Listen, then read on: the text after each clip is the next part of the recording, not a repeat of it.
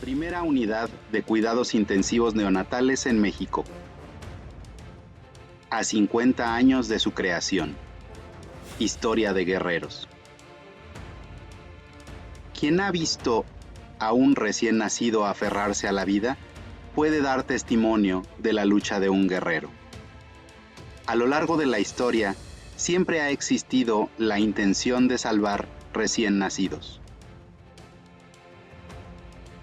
En el siglo XIX, comienza una era de cambios en la atención del recién nacido con la creación de la incubadora. Se define una nueva especialidad médica. Neonatología, definida por el Dr. Alexander Schaffer en 1960. En la década de los 50, más de 175 recién nacidos de cada 1000 morían en nuestro país. Los más vulnerables eran los menores a 1.500 gramos, de los cuales fallecían hasta el 75%. En 1946 surgen las primeras salas de atención para prematuros en el Hospital Infantil de México. Destaca el trabajo desarrollado por el Dr. Jesús Álvarez de los Cobos, que junto con el Dr. Federico Gómez Santos establecen las bases para la alimentación, termorregulación, manejo hidroelectrolítico y patología del prematuro. En 1956 publican El niño prematuro. En 1960 surge la primera unidad de cuidados intensivos neonatales del mundo, coordinada por el Dr. Louis Gluck. Hay un nuevo paradigma en el cuidado neonatal.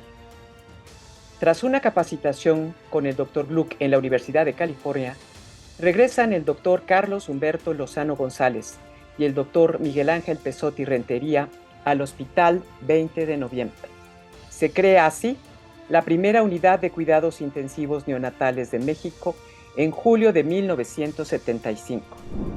Cuando se planteó la inauguración de la unidad de cuidados intensivos neonatales, pues lo primero que se planteó fue el diseño de la misma. Esto corrió a cargo de Carlos Lozano González, que en paz descanse, y con el auxilio nuestro y el apoyo y todo lo que platicábamos en las tardes, en las noches, en los ratos libres, para tratar de crear algo semejante a lo que habíamos visto allá, siempre y cuando se pudiese adaptar a nuestro medio, cosa que era muy complicada. En ese momento el director del hospital era el doctor Enrique Tomás y Navarrete, ginecobstetra, y con una muy alta sensibilidad hacia el manejo de este tipo de problemas.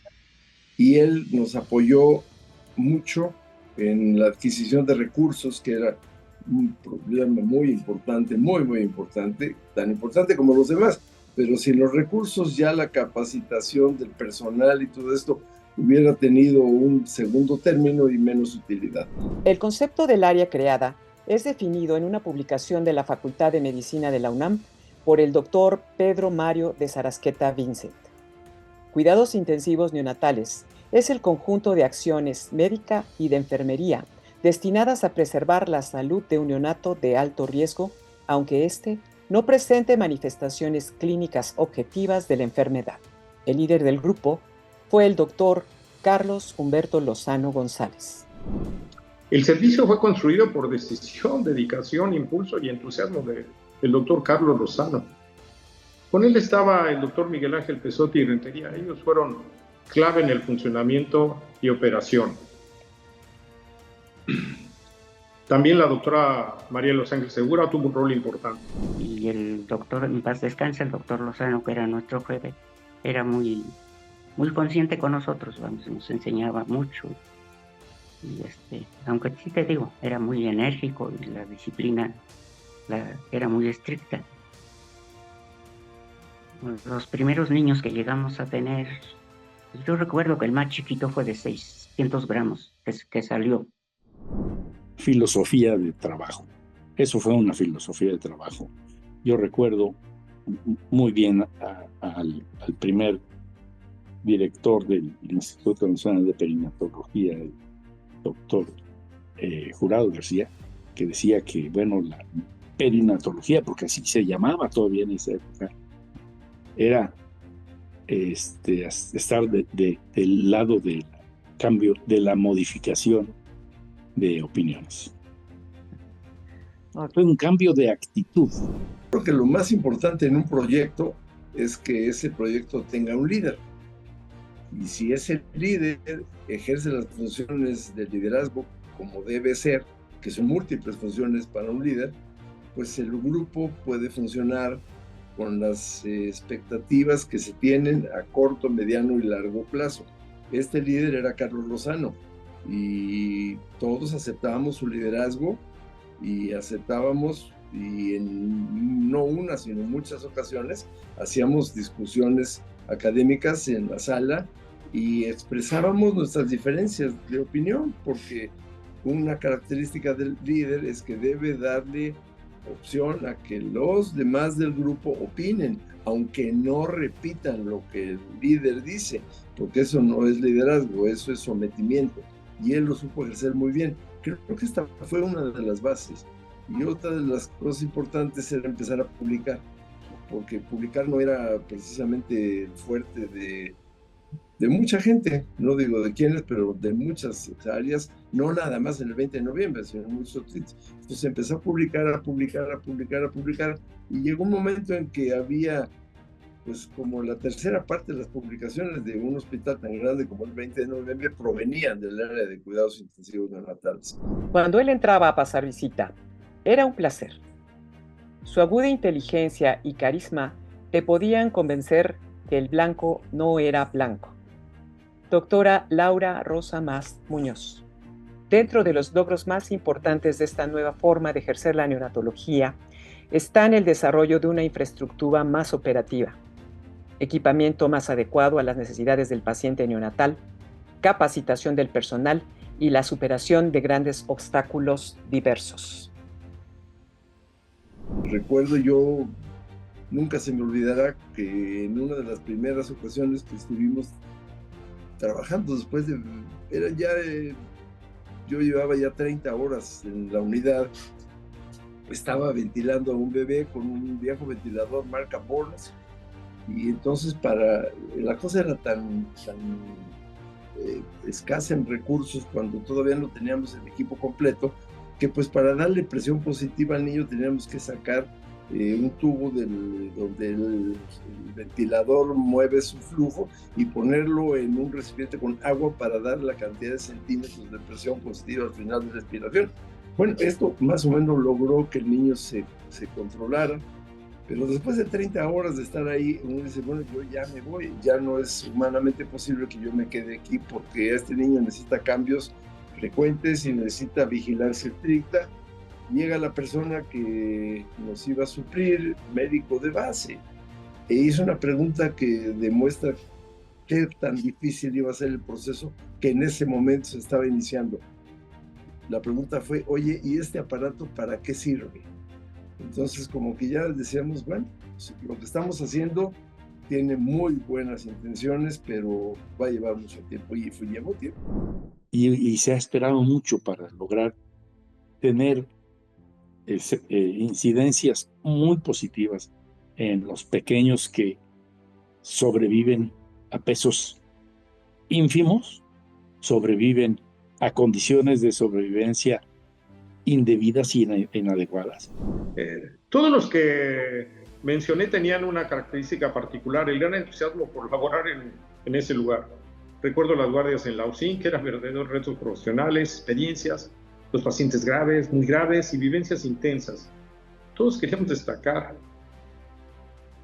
Me llega a la memoria que en las guardias, los casos de niños con soporte ventilatorio y condición crítica, en lo personal yo hablaba con Carlos Lozano para conocer su opinión respecto a las decisiones que se tomarían en los pacientes. Así de importante y relevante era la interacción en ese tiempo.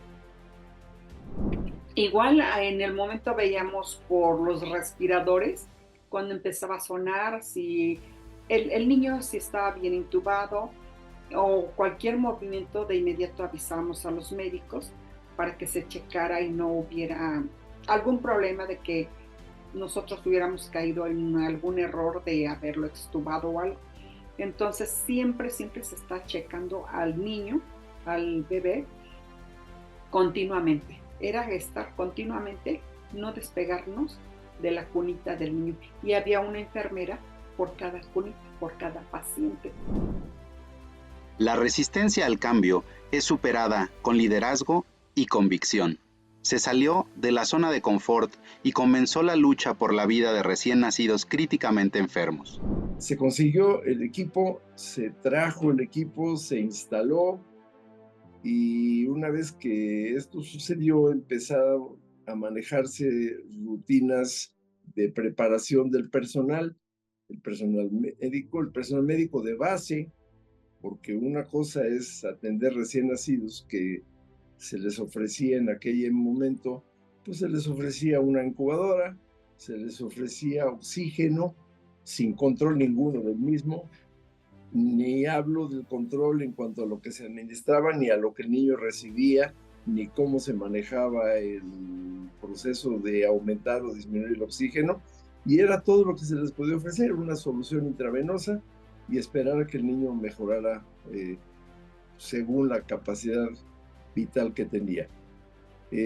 Todo esto hubo necesidad de cambiarlo. Había evidentemente ciertas reticencias al mismo, decir que, pues, que no, que las cosas se estaban haciendo bien. Como todo, cuando hay un proceso nuevo y absolutamente diferente, siempre causa un poquito de incomodidad porque le mueve a unos sitios de confort. Y esto ocurrió con enfermeras, médicos adscritos. No hablo de los residentes porque los residentes llegaron a ver que aprendían. Ellos no tenían experiencia previa en esto y ellos lograron adaptarse perfectamente bien. Pero una vez que se echó a andar la unidad de terapia intensiva, la UCIN, pues el trabajo era muchísimo. Era muchísimo porque las 12 camas que teníamos fueron saturadas en muy poco tiempo.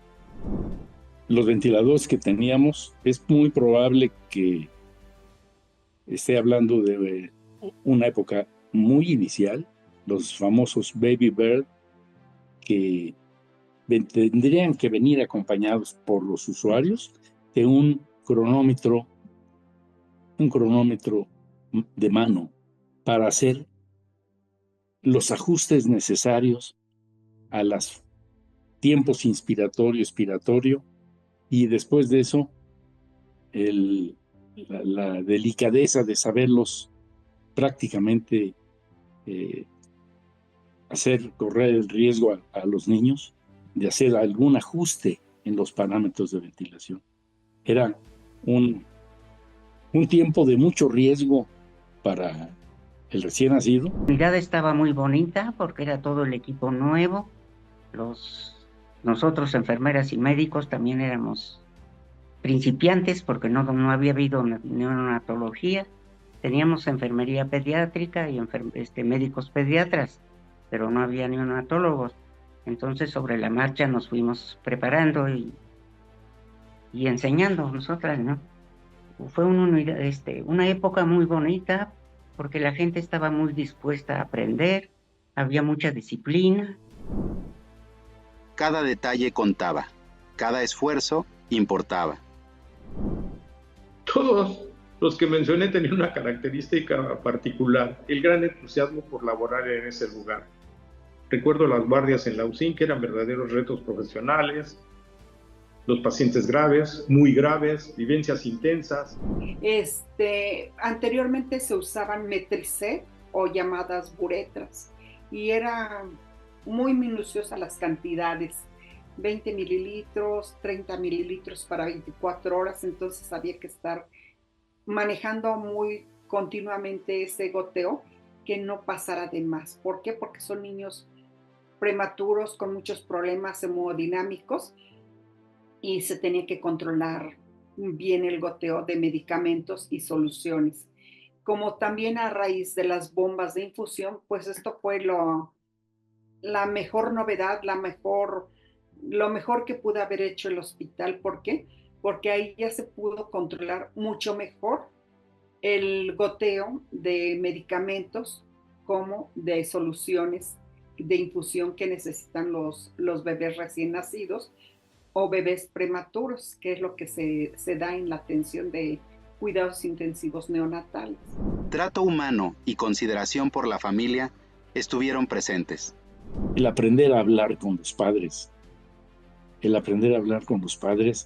sobre el pronóstico, sobre la condición actual de sus niños, de sus pacientes, y del éxito de que cada vez que salía un niño o un pequeño recién nacido al área de cuidados intermedios, o se llamaba así, o cuidado pionero de transición, si no mal recuerdo los nombres, siempre fue una satisfacción tener esos pacientes, y una gran medalla a cada niño que salía a su casa. Cuando veíamos un niño grave, se le avisaba al papá, al familiar, de que si fuera posible que trajeran un sacerdote para bautizar al niño. Si no era posible porque la gente no puede en los medios o no conseguía un sacerdote, muchas veces en enfermería teníamos la capacidad para bautizar a los niños. A los niños hombres se les pone el nombre de José. A las niñas, a las femeninas, se les pone el nombre de María. Y le avisamos al familiar, al papá, que lo habíamos bautizado. Una niña que tuvimos, que tu mamá no podía tener niños, hijos tenía, pero se le morían. Entonces cuando se llevó a su niña, se fue muy agradecida. Ella después vino y nos trajo una muñeca muy bonita, un muñeco que era de su hija, que nos lo regaló para la UCIN. Y después nos vino a invitar para los 15 años de su niña. Entonces ya me di cuenta que estaban saliendo bien los niños. Y eso fue, te digo, una época así muy, muy bonita. Las mamás se iban muy agradecidas. Un elemento clave fue el gran trabajo en equipo. Primero, de conseguir personal. Segundo, de capacitarlo. Tercero, de que a ese personal se le dieran algunas prestaciones que otro personal no tenía. ¿Por qué? Porque trabajaban muchísimo y era tiempo completo. Pero bueno, así pasó el tiempo, y la unidad de cuidados intensivos neonatales del 20 de noviembre funcionaba bastante bien.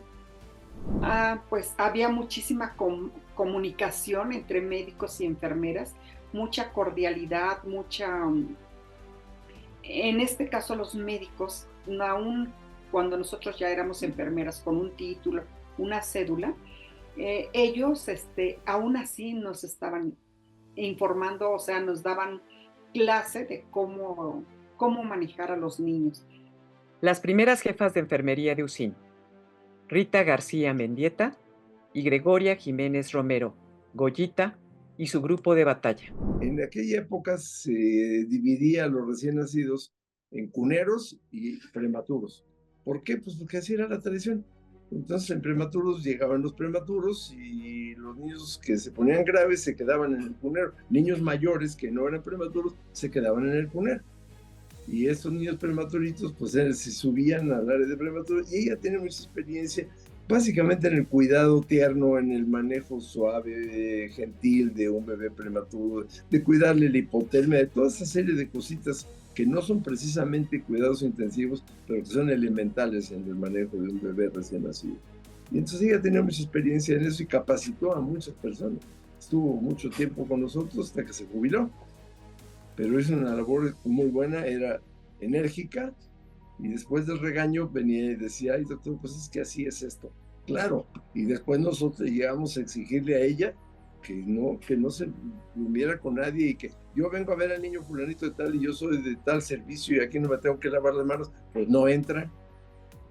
Un número de enfermeras, como lo hay ahora, como lo ha habido siempre, un grupo de enfermeras que son muy sensibles al quehacer con los pacientes que les son asignados. Siempre ha habido, y lamento mucho no recordar muchos nombres en estos momentos, porque fue un periodo más o menos corto el que estuve yo allá en el 20 de noviembre, pero recuerdo perfectamente el personal de enfermería que se entregaba con una vocación que la verdad es que deberían ser ellas las titulares en primer lugar de la atención de los recién nacidos y luego lo que podemos hacer nosotros. Porque si no está la enfermera el tiempo debido con los pacientes ingresados a los cuidados intensivos, no habría los éxitos que se tienen ahora.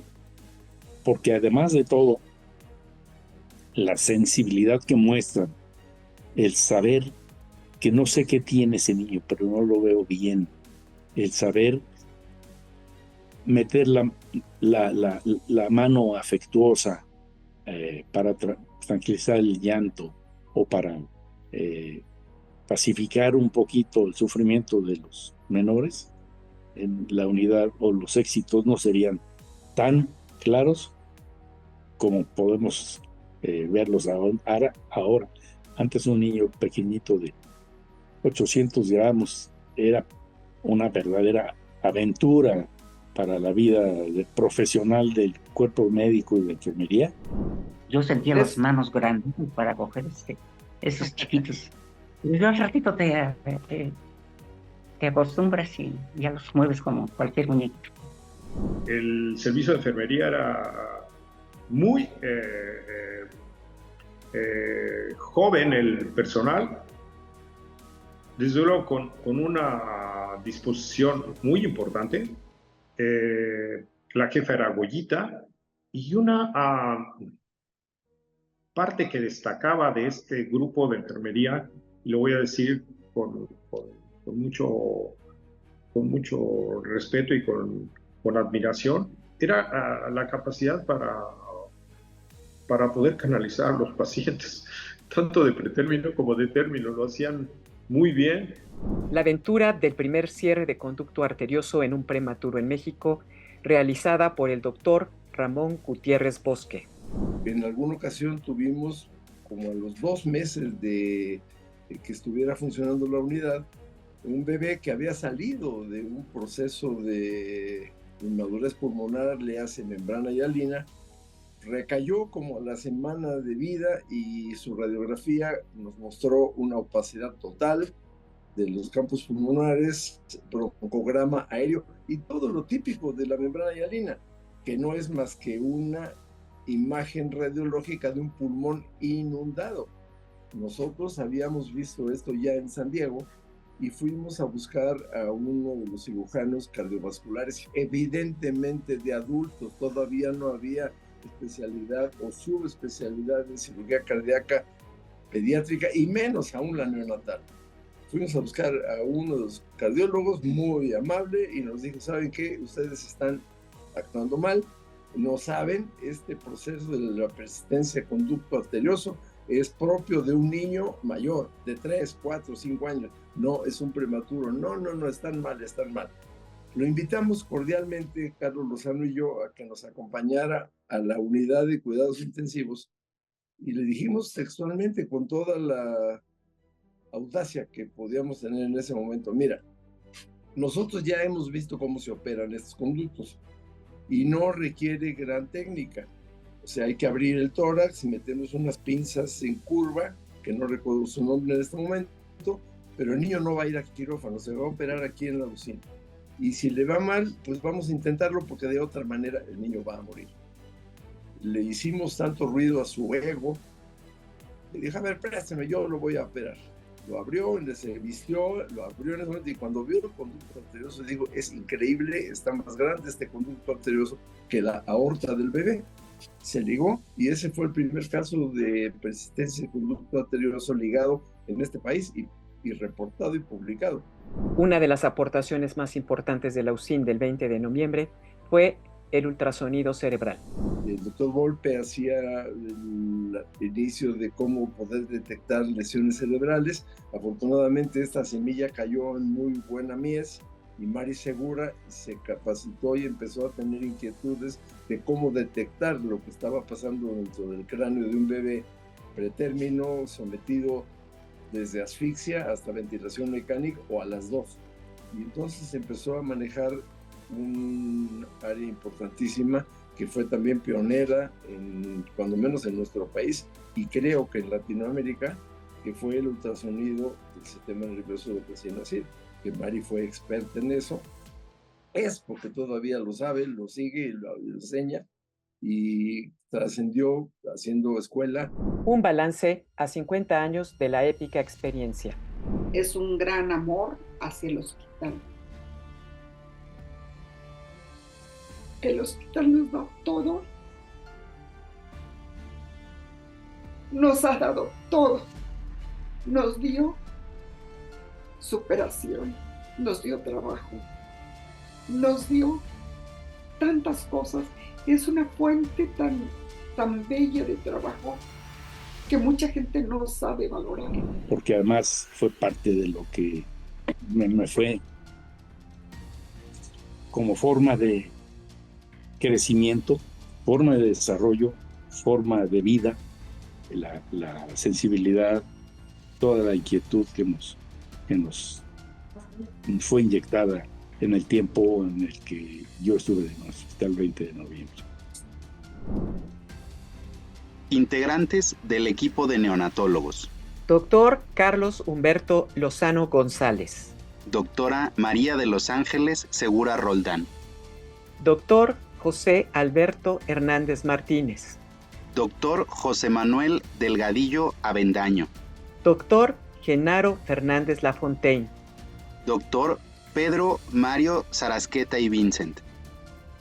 Doctora Guadalupe Alvarado Vega. Doctor Raúl Bisuet Martínez. Doctor Jorge Chávez Huerta. Integrantes del equipo de enfermería: Rita García Mendieta. Gregoria Jiménez Romero.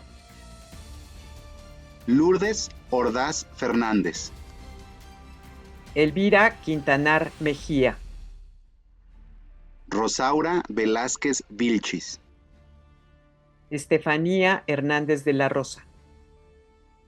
Salvadora Velasco Morales. Gloria Gutiérrez. Patricia Molina Landa. Ranferi Adelfa Saavedra Cuellar. El número 50 representa libertad, curiosidad, noción de cambio y crecimiento, así como conciencia de nuestro potencial infinito. Hoy, existen más de 450 unidades de cuidados intensivos neonatales en México. En cada una de ellas han existido y siguen existiendo guerreros apoyando guerreros. La neonatología organizada sigue avanzando. 1987, Federación Nacional de Neonatología de México, AC. 1988, Asociación de Médicos Neonatólogos de la Ciudad y Valle de México. 1995, Consejo Mexicano de Certificación en Pediatría, Sección Neonatología. 1996, reconocimiento universitario a la especialidad de neonatología por la Universidad Nacional Autónoma de México.